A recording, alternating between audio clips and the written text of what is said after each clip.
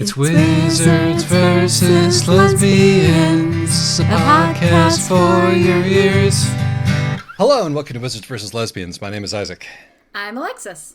And today we are talking about A Restless Truth by Freya Marski. Would you like to do the plot, or shall I? I will. So Maud is a baronet's daughter and has been drafted by her brother of the hero of the previous book to help uncover a secret magician's conspiracy to make magic communist. And Violet is also English gentry, but she has been she ruined her reputation and has been an actress in New York, and now she has inherited a large degree of money. And they are both traveling on a cruise ship together and are going to have to deal with all sorts of hijinks and suitcases of pornography and other things while they try to uncover the mystery of who murdered this lady magician. Yes, this is taking place in magical Edwardian England, I would say. Yes. It is, because magic is a secret in this world, it's pretty much straight up just Edwardian England. I think that pretty much covers it. This is we actually know roughly it takes place at some point between 1908 and 1916 because we know who the prime minister was in the as of the first book. Excellent. I did not know that, but I put the pieces together, and that's just about when I thought it was. So right. I'll give myself a little pat on the back. Well done. Thank you. Yes, this is a sexy murder mystery on a boat. Yes. And there's magic and all sorts of the kind of bit characters that you would expect from this setting. Lesbians? Oh, yeah. Yeah, definitely lesbians. They're wizards, they're lesbians, and they fight. Indeed. And a number of disaster bisexuals also. Yes, it's true. Yep. This book has lesbians, wizards, lesbian wizards, and disaster bisexuals. Yes. And why should you read this book? It's it's a fun romp. I mean, it's a murder mystery, but it's a fairly lighthearted, funny one. Yes. I think that it grew on me. I started off being like, yeah, it's a fun romp, and then as it progressed, I was like, oh, this is a fun romp that is more thoughtful and more invested in the stuff that it's talking about than it needs to be. Yeah. And so it's like, yeah, it sets your expectations pretty low, and then exceeds them. Yes, and then cheerfully exceeds them. Yes. Another reason you should read this book is that it includes a lesbian awakening. And the lesbian in question has ADD and pursues her new interest with all the hyper-focus you would expect. It's very endearing. Why shouldn't you read this book? Well, if anglophilia is a prohibitive thing, boy, this one book is somehow really even into more the English. anglophilic than the last one. Yes. Yes, this book is really into the English gentry.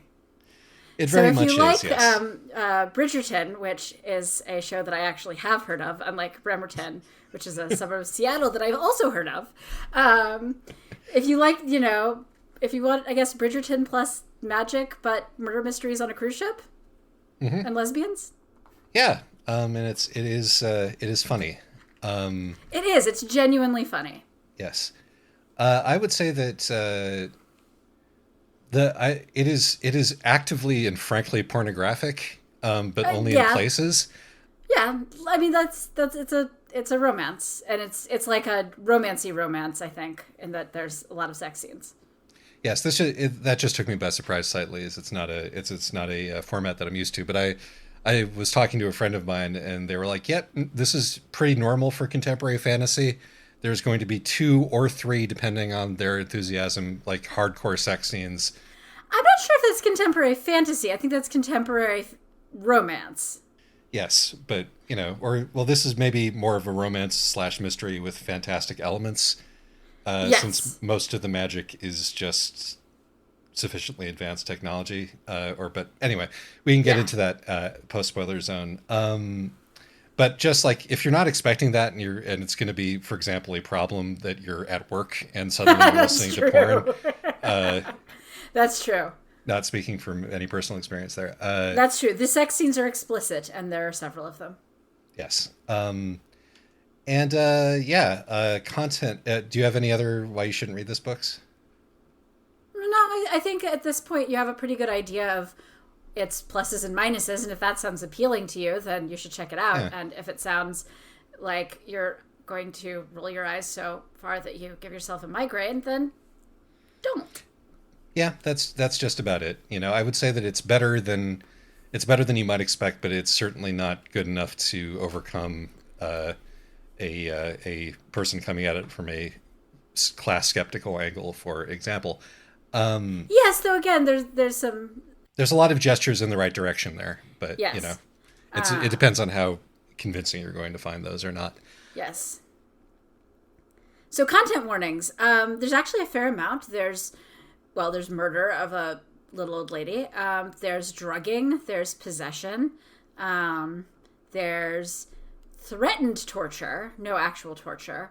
The torture sort of gets underway and is then interrupted. Right.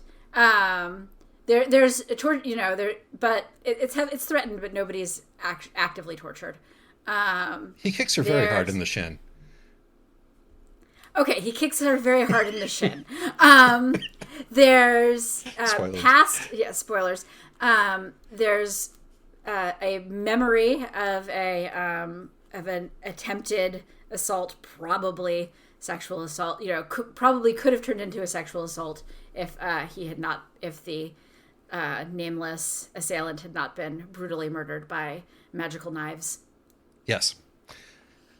I think that pretty much covers it.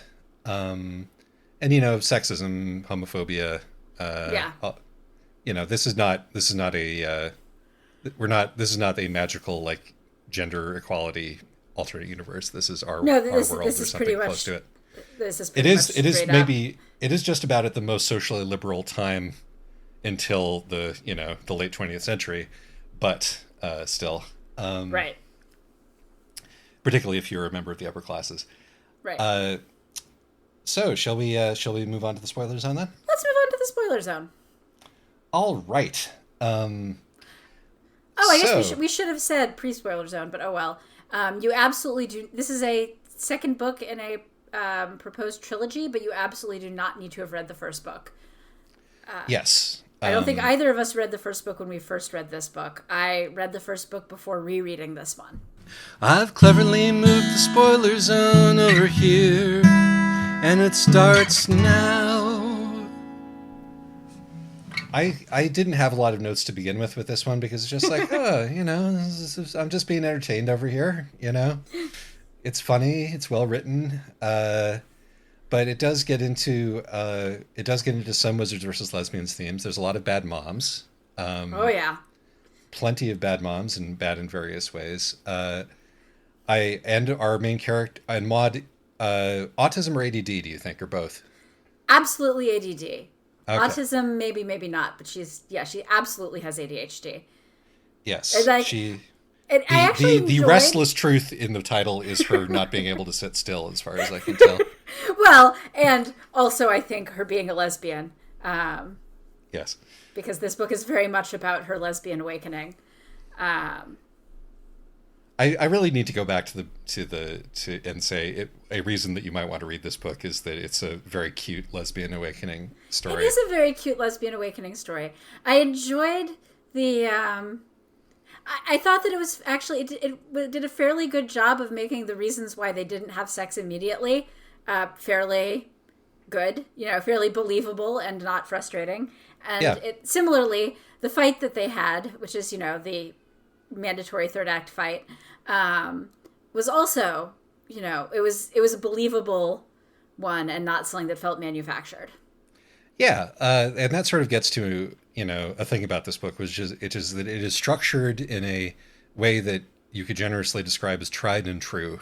Yes. It's honestly, definitely working from a formula here, but it's doing a very good job. You know, it's not bad inherently to work from a formula. You know, Right. I mean, the thing is, we talk a lot about how we both have this preference for a glorious mess.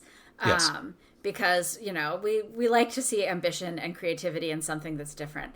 But, you know, there's nothing wrong with sticking to a formula and, you know, setting your sights sort of just a little above average if you can really nail it. The problem is that you've got to really nail it. Otherwise, it's going to be tedious. Yeah, and I was never bored. Well, weirdly, the only places in which I was bored by this book were during the sex scenes, which is not to say that they're bad sex scenes. It's just that they're very long. They are very long sex scenes. And like she's really into foreplay. Yeah, and it's like, and it's not as though, she does do a good job of making them like good character development as well as being, you know, sex scenes. Like we're sort of learning stuff about Maud and about Violet through this, as we do through various other interactions that they have, and it makes that big third act fight that they have seem very natural. We've seen all that stuff, you know, bubbling under all this time. And so it's not like useless. It just does kind of bring everything to a halt. And I can't believe I'm complaining about there being about the sex scenes, because, you know, again, especially because they're actually, scenes. I think that they're well executed sex scenes.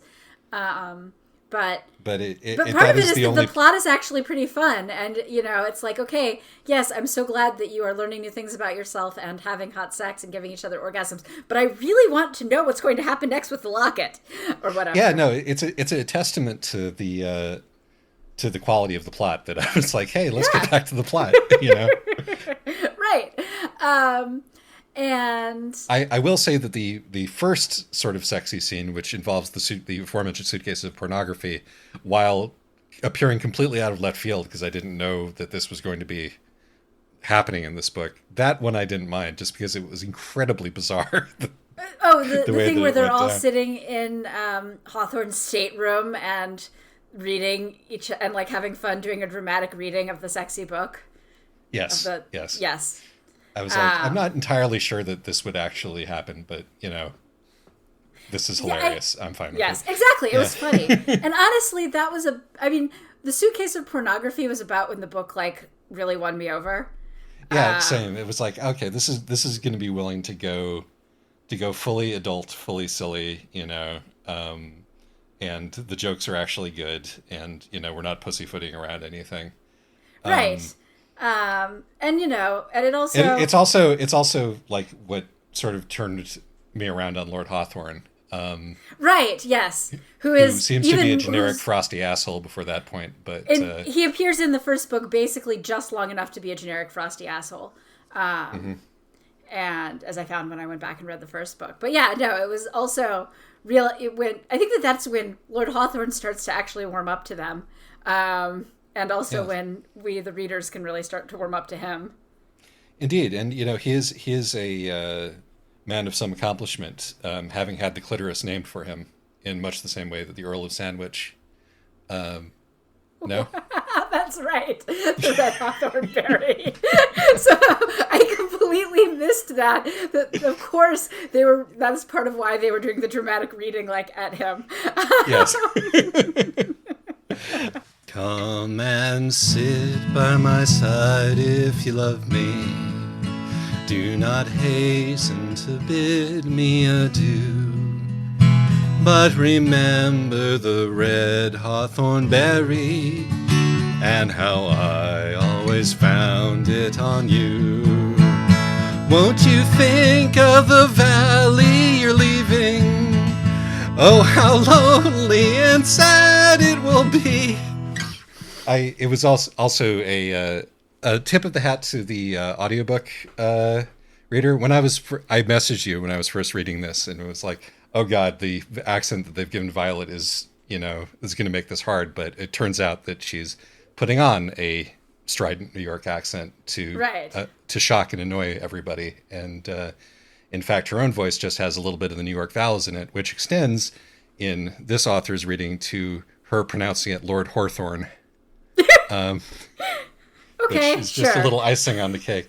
You know that thing where British people trying to do an American accent will put R's in where there are no R's Yes. because they see R's everywhere or nowhere. I'm not entirely sure how it works, but yeah. So Lord Hawthorne, inventor of the clitoris, is a fun guy. Or, discoverer of the clitoris. Discoverer of the clitoris, yes, exactly. That's almost the first thing that we see him do, in fact. Yes, I was also delighted to find out that my prediction for what the third book was going to be a romance between him and the communist journalist is in fact true. Of course. I mean, what else could it possibly be? Right, exactly. But yes, no, there's absolutely bubbling sexual tension as well as bubbling class tension between the two of them as they look smolderingly at each other the whole time. And yes.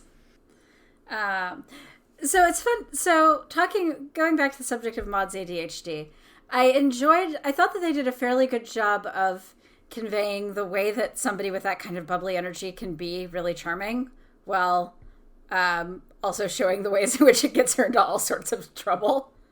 Yeah, and sort of the restless self-castigation that's under all of that.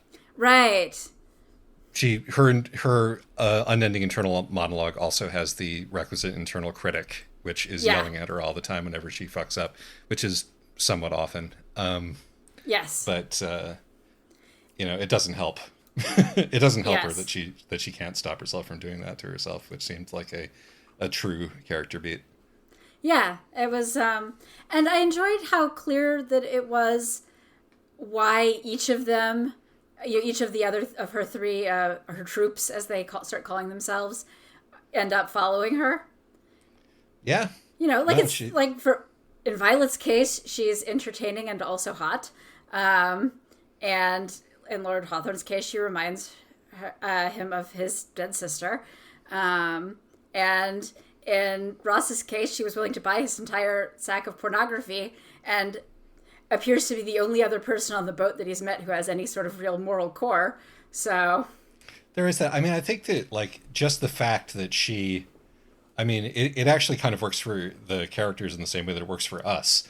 The way that she's like, yes, I will buy your entire suitcase of pornography, challenges the image that they have of her at the same time that it challenges the image that we have of her. And it's like, oh, this person has depths and is, yes, and then she's offered this out where Lord Hawthorne is like, fine, I'll buy the stupid suitcase of pornography, and she's like, no, this is my suitcase of pornography. Come and sit by my side if you love me, and we'll read some Victorian smut which discusses the red hawthorn berry and some things you can do with your... Anyway, yes, it's very good, and sets that up. Violet, yeah, we're gonna talk about Violet. Don't forget, we love you. And if anybody remembers that song, I will give you 10 United States dollars. Okay, so Violet is, Violet and Lord Hawthorne are two disaster bisexuals. And Violet is interesting in that, she's very self-aware, and and I like the way that she really tries to protect herself from any sort of intimacy via, putting on characters, and it's fun to watch Maud catch on to this and realize it and start being like, no, I don't want you to be sexy fun, Violet. I want you to be honest, even if that means you're going to be mean to me. And this is sort of a double-edged sword because what Violet is doing here is reminding Maud of her own mother. Right, exactly. Who was Maud draws the distinction that as far as she's concerned, her mother was this charming, ball of energy with nothing but mercenary hunger underneath it, whereas Violet actually has a person inside of her.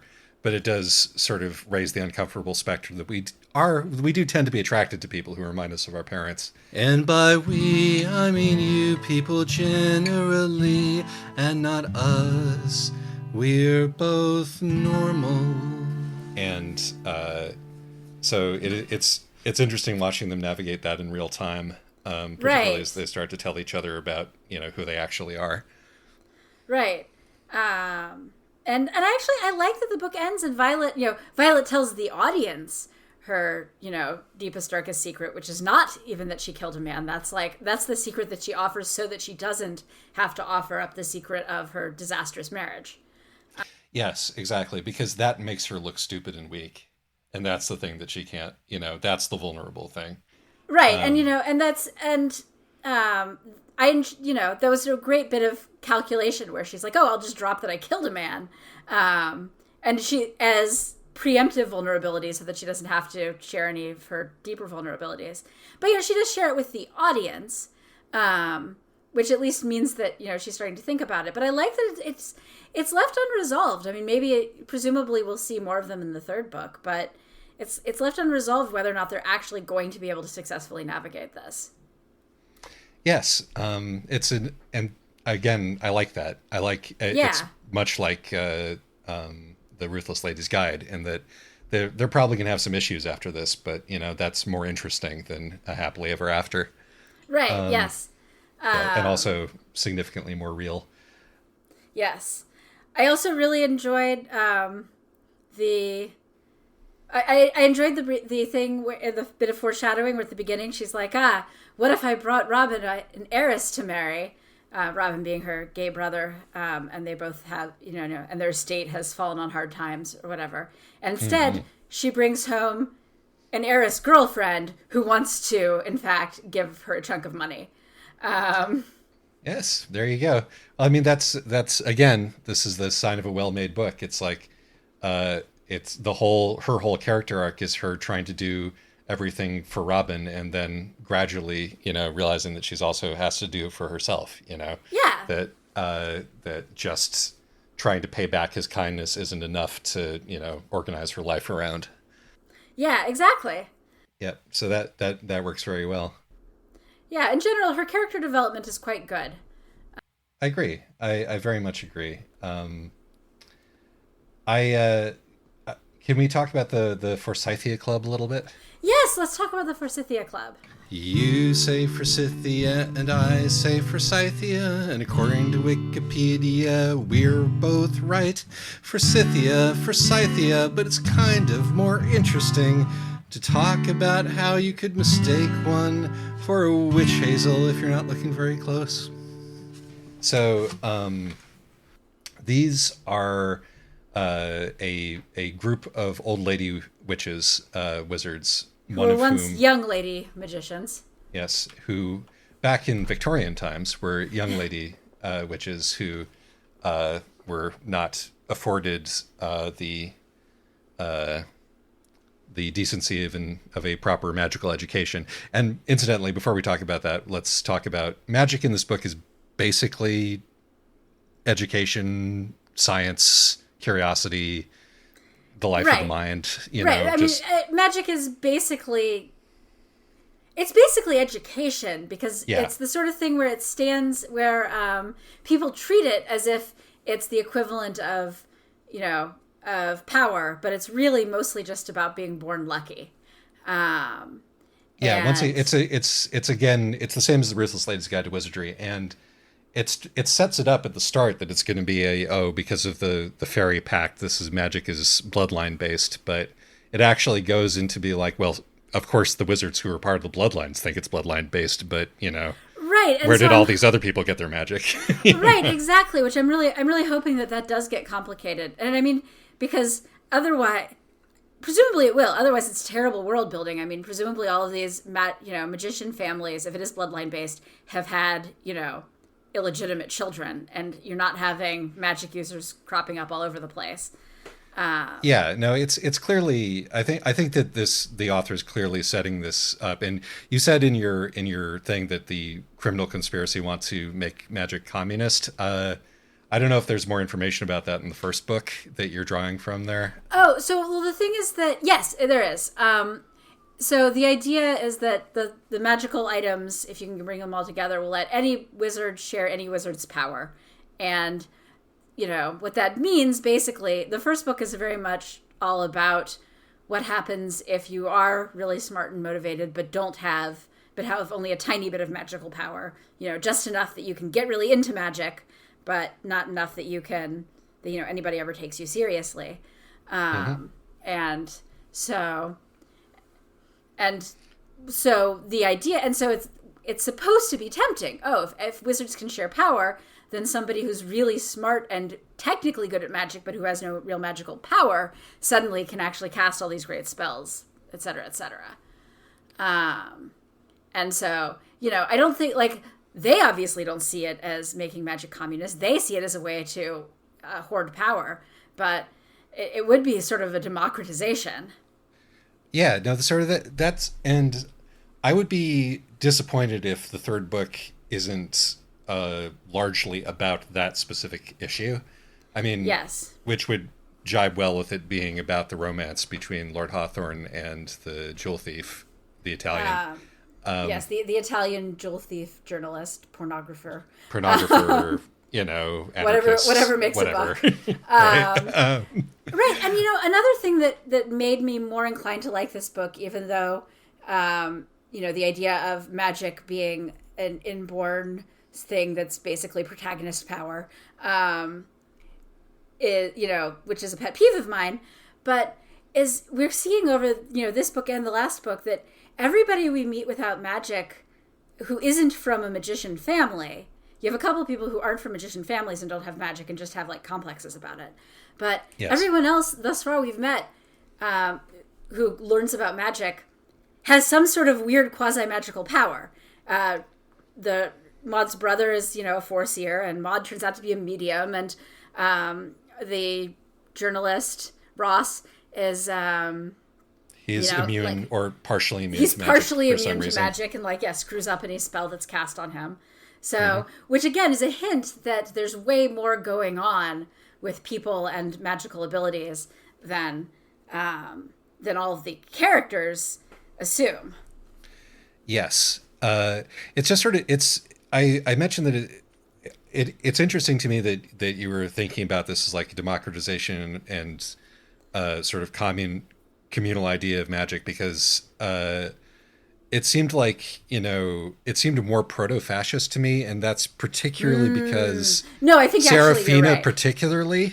No, you're actually right. I was being facetious when I said communism, but you're actually right that this is very much proto-fascism, which is why it's led by all of the bullies and not particularly respected, you know, like all the fail sons of the British gentry. So of course they're suddenly getting really into this. Yes, exactly. And the fail son of the Forsythia Club, Serafina, who is the one who turns them all in and has the obligatory, you know, post action sequence denouement, return to peril moment at the end. Yes, and with a real solid villain monologue.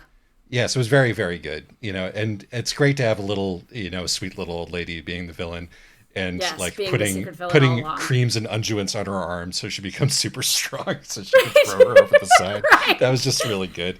Right, it was really good. And again, this is very, you know, the little old lady being the secret villain is, you know, a classic mystery beat, but it was just so well executed. Yeah, and her villain monologue struck me as very like, you know, I've been hurt, you know, we have been discriminated against, we have not been given what we were promised, therefore we must seize all of the power and do amazing things with it. Seems very proto-fascist to me. No, you're absolutely right. And I think, and the people who get into it are very much the sort of actual British gentry who got really into fascism. And I'm glad that Violet's brother seems like comes from Central Casting, like as a patsy of those kind of people, you know, who's not a bad guy. He's just dumb. That's not her and brother. weak-willed. That's her cousin. Oh, sorry, her cousin. Clarence yes, is her cousin. Yeah. Yeah, her cousin, who is dumb and weak-willed, but not actually a bad guy deep down. He's right, just, which is he gets to redeem himself by stopping Maud from going overboard on the cruise ship. Mm-hmm. Gotta say, this book definitely was, and maybe this is one of the reasons I was so inclined to like it, is that it very much reinforced my deep desire to never go on a cruise. Oh God, no. I mean, and like I've the even in, you know, with steerage and everything, it was better then than it is now. Right. So So yeah, no, spot on that front. Long been a position I have held, and it was nice to see, you know, some good supporting material. I do not wish to go to sea and catch Legionnaire's disease in a theme park you can never leave because it's in the ocean. It sounds like hell to me. Not to mention the exploitative labor practices and the... Yeah, just don't do it. Do not do it. But yes, back to the Forsythia Club. Yes. We had our the woman, the grandma who gets murdered. Not actually grandma, because she never married or had kids. Right. She does marry. No, she married. She marries. That's right. She has a late in life companionate marriage with an understanding guy who's either asexual or gay himself. Yes, and a parrot, which is of course always a sign of murder. Did you enjoy the role that the parrot played in the? Yeah, perfectly reasonable parrot behavior. I think disguising the MacGuffin as his water dish was just a lovely touch. You know, Yep. That's exactly the thing that nobody would look twice at. Also, a handy built-in security system, because there's no way that he was going to let some random person Grab his water dish. Exactly. grab his water dish without causing a fuss. Yes. It also, you I assume had the audiobook, but the ebook, at least, every chapter had an open cage, which is a very unsubtle hint and is also just in case you were missing some symbolism here. Yes, I like that. But yeah, so the Forsythia Club, you've got your woman, you've got your lesbian who never married, or who did marry late in life. You have your two lesbians who married late in life.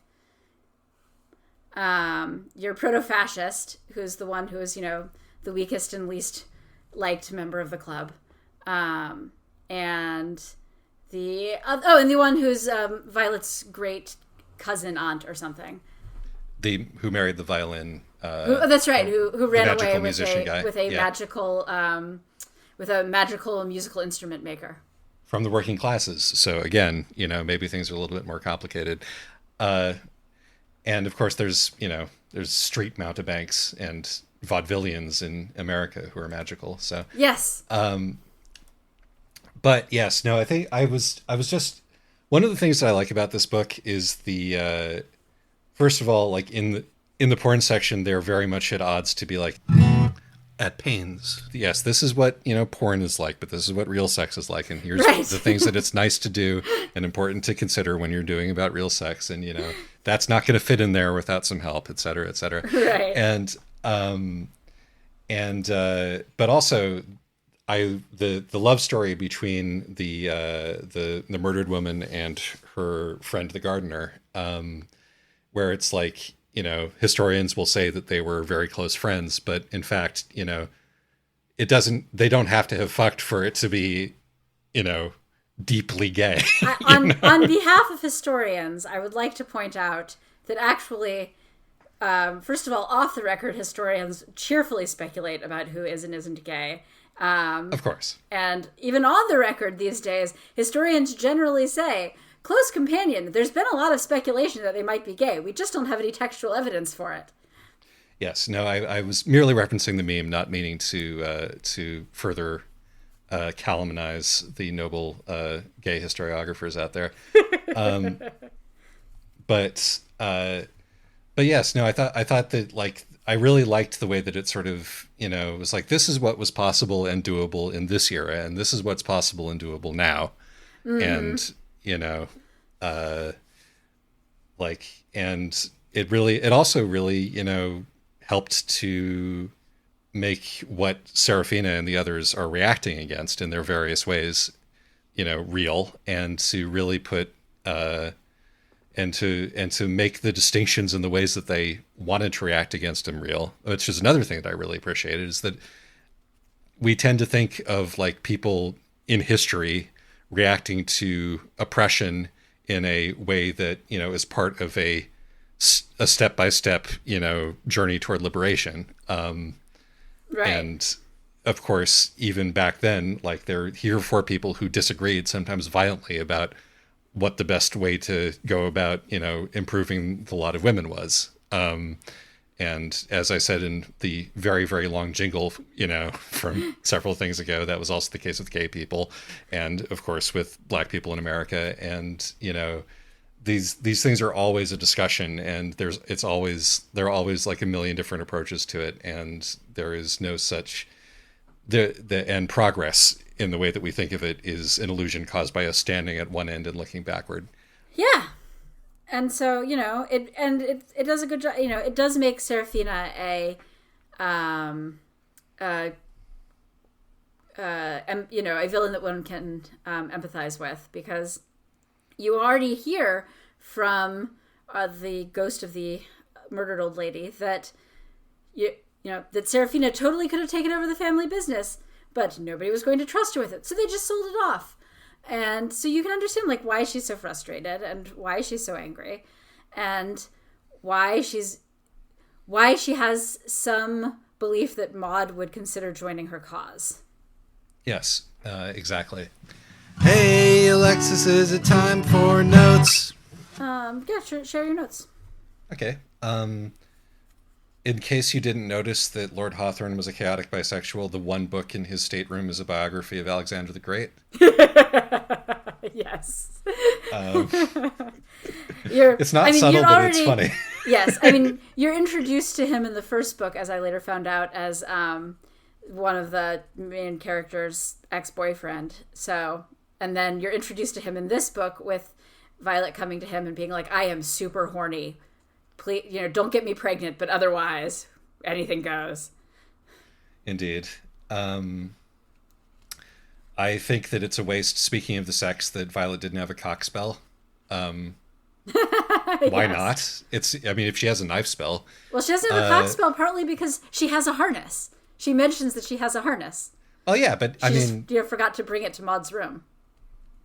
Sure, yes, but surely, like, you know, if anybody has developed a cock spell, it's New York theater people, right? Like, surely someone might have taught her one. She's an illusionist primarily, so she could almost certainly make an illusory cock, but, you know, why bother? She's got a harness. Exactly. There's a thing that Maud is talking about that says when she's talking about her mom and about herself, that she says that when it's in response to Violet, like she has to, I forget what the exact thing is, but she has to change something about the way that she approaches Violet. Mm-hmm. She will choose to be careful, just as every day she chose to be kind, compassionate, and everything else that's defied the coiled snake of her inherited nature. Yes. And yeah, actually, one of the things I liked, again, about the pacing of this, about the setup, is that there's this moment where Violet early on thinks, normally the daughters of women like that turn out to be miniature copies of their mother. I wonder what happened to make Maud work so hard to be the opposite. And then the sort of the course of the book is somewhat answering that question. Yeah. But I mean, I appreciate that. I appreciate the book, you know, says, you know, that acknowledges that this is effortful, you know. Acknowledges that it's effortful. It's a day-to-day thing. Yeah, and that, you know, I mean, her inner critic voice is clearly a combination of her mother's voice and all of the angry things that she wanted to say to her mother turned on herself. Yes. And which sort of, you get to see the ways in which she did kind of turn out like her mother. She just managed to internalize it mostly because she has decided that, you know, kindness and having like a sense of morals is worth the constant effort. Agreed. This one actually sort of circles back to the Hyacinth Forsythia Club. But I think that like you can view it as a really sort of funny, mordant joke about activism that that the that our murder victim literally has to die before she'll give the secrets and stories to the next generation of women. Right. Like she has to, like she keeps it to herself so long that she and refuses to tell Maud anything until she's actually dead. And if that isn't like the story of, in some way, of queer history, and also the story of feminist history in some ways, and history in general, I don't know what it is. I mean, in the case of queer history of the previous generation, it's not like they were holding on to it on purpose until they died. They just died real young. Yeah, I know. But no, I mean, I think it's also that actually that's fairly good OPSEC. I mean, no, she had her reasons. Two can keep a secret if one of them is dead. Yes, this is true. And if you grow up in a setting where if the thing about you that you would want to pass down gets in the hands of the wrong person, you might end up in jail, in a mental hospital, or dead. Maybe you're not going to be too eager to spread it around to everybody, Yeah. So yeah, no, there are reasons for this kind of paranoia. And one final note: this book made me realize that I don't know what dimples are.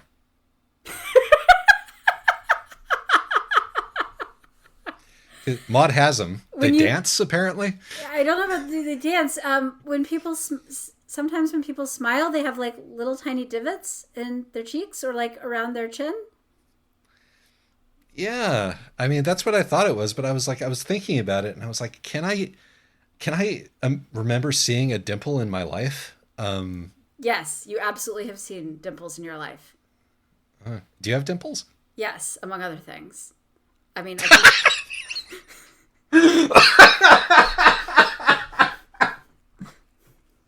Yes, I understand that you also have other attributes. I meant to say among other people, but this is way funnier. All right. Next time that I see you, which will be very soon, thankfully, I will. You can point them out to me, and then I will finally know what a dimple is. But it does say that Maud's dimples dance at one point, and I was like, I must be mistaken. I thought dimples were at the top of the cheeks, but they're apparently at the sides. Not to mention dimpled thighs, which are apparently cellulite. Leora tells us that this is just a polite way for the narrative to let us know that Maud has some weight on her, which is fine. I'm just confused. Yeah, and that really eyes can dance these days, but dimples maybe not. It's clear that this is clearly also just that Violet really has a thing for dimples. Yes, she does. That is very good. Props to the book for switching point of view characters so frequently and seamlessly. It's not super easy, and they did it very well. Yeah, it's true. It was and again, it did a good job of. Part of it is that when you do dual viewpoints, you can't have the misunderstanding that leads to the fight be something really easily resolved with basic communication, because you're already aware. You, the reader, are already aware of what's actually going on, and so it's just infuriating. Yes.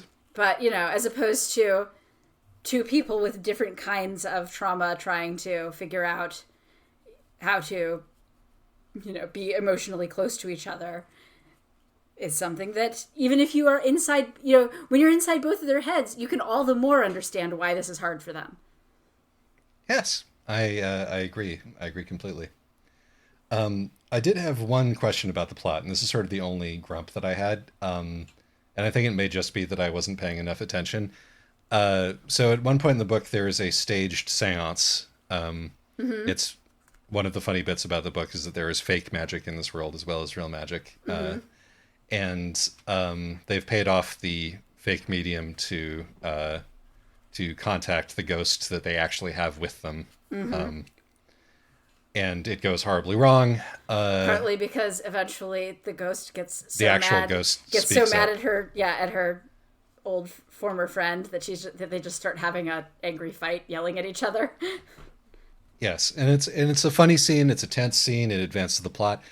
I don't understand what it was supposed to accomplish in the first place. I don't understand what they were hoping to get out of that um, at all. I think Can you help me out? Yeah, it was because they also insist that Mr. Chapman and Morris be there. It's meant to mislead them. And it's meant to, first of all, draw out Serafina and see whether or not she's a trustworthy ally, which is rapidly apparent that she is not. But Yes. it's also meant to misdirect all the people and make them think that something else is going on so that Right. they're less likely to all get murdered. It seems like a really long walk for that, but it's Well, it's a murder mystery. if there's one thing that Maud likes to do, it is overcomplicate her plans. That is true. That is true. It's very in character for her to have tried that, and it almost kind of worked almost. Right. I think it was. They were partly just trying to scare, see if they can scare out a reaction from any of the, enemies, antagonists. Indeed. Man, my brain today. It's fine. It's a nice fluffy book, and Yeah. we can have a nice fluffy discussion about it. I'm also pretty tired, but I think we've done a fine job. And on that note, even though it's going to be a relatively short episode, were there any other things about this one that you wanted to talk about? Not off the top of my head. Oh, actually, I do like that Maud's deep commitment to kindness ends up helping her win over the girl who's definitely autistic and really into animals. Yeah, that was very cute. That was really cute. And then, you have and anytime, this is like your Chekhov's menagerie. Anytime you have a menagerie in an enclosed place, all the animals have to be released at some point. Yes, I mean, in Chaotic this case, we also had a premonition of them doing so. So we just had right. to figure out how we were going to get to Exactly. that point. Exactly. So that was fun. Indeed. Yeah, no, actually, speaking of that, you have to have your herd of colorful side characters so that, one or more of them can be the villains. But I really liked all of these little side characters. I thought they had their own thing. The poor guy who's secretly married to the black opera singer, who's just he's very reasonable about being pushed around. I thought that I really enjoyed his character. Yes, I really enjoyed his character, and I really enjoy Violet looking at them and being like, is she, the singer, actually in love with him? It doesn't matter. It seems to be working for them. Exactly, it's fine. He's clearly, he's getting what he wants out of this relationship, which is to be, head over heels in love with a beautiful opera singer. And she's getting what she wants out of this relationship, which is stability. Which is a ticket out of fucking America, yeah. Yes, and also a way to, the first patron and a way of finding future patrons for her all-black opera troupe, which I wish her all the best in. Absolutely, absolutely. Yeah, no, I basically pretty much recommend this book. Like we raised the specter of anglophilia at the start of it, but it's just well done. Yeah, I don't. And I don't actually. I don't like. It avoids Anglophiles. most of the pitfalls that you could potentially step into. Right. I don't like Anglophiles, but whatever. Like, I will totally read an Edwardian murder romance if it's got lesbians, and and I do not actually, even if it is way kinder towards the British upper class than I would ever be, whatever. A book that's fun does not have to perfectly align with every single one of my class priorities. Exactly. I agree. Now, I tend to only bring out the political stick to beat books with if I don't like them. Right. Which is definitely, we're a little bit unfair about that. Because, this book absolutely, it's trying to somewhat complicate it, but it's coming out of a genre with terrible politics. Yeah. No, 100%. And, I mean, the author is both dead Australian in this case. So that's a completely different sort of relationship with anglophilia and America. But it's not. I understand that it's not it's not fair. It's not just. But it's our podcast, right? It's our podcast, and part of it is that but it's also. Because even when a book has good politics, if we don't like it, we just find something else to criticize about it. Exactly. But and criticizing it the can politics, be instructive to point out the terrible politics of a bad book for other reasons. That's how I'm going to just justify this to myself. No, definitely. As I do not regret our Payback's a Witch episode at all. That was such a good time. All right. All right. So next time, High Times in the Low Parliament. Apparently, yes. I look forward to getting to talk about which one of us is a marijuana user and which one of us is not. Yeah, seriously. And see if that brings me any particular insight into that one. And and it will be fun now for our listeners to try to guess which of us is which. Oh, you think they're going to have a problem? No. All right. But until then, we continue our sort of semi-accidental Anglophilia block with that. Yes. And then we will take a complete U-turn into some desperate glory. Indeed. Farewell.